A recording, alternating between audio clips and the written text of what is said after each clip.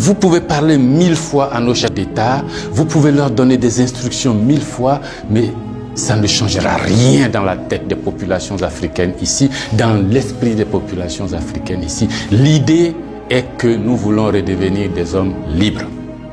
Nos ancêtres ont été vendus comme des marchandises par vos ancêtres.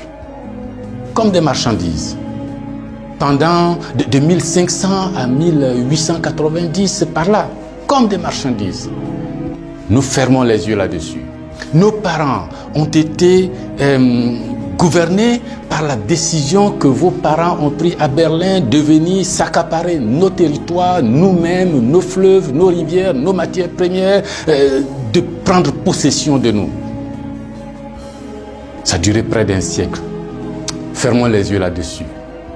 Vos prédécesseurs ont considéré que nos chefs d'État devraient être juste des délégués pour eux, pour nous maintenir ici.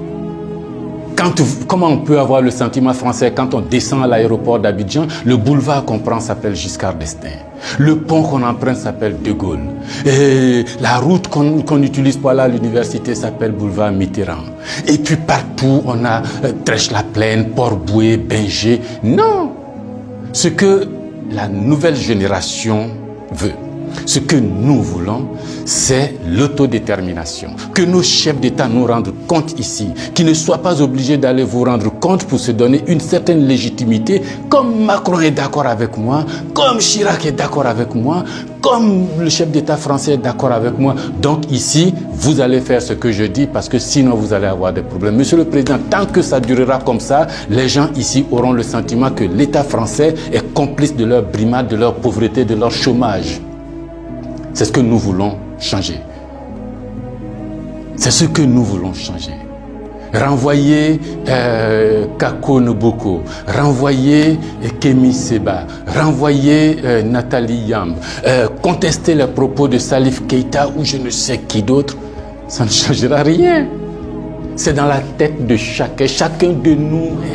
Les gens, ces idées-là ont imbibé notre esprit maintenant. Le désir de liberté, vous devez connaître ça. Vos ancêtres se sont battus pour avoir cette liberté. On fait plusieurs guerres pour jouir de cette liberté. Ce que nous voulons, c'est ça.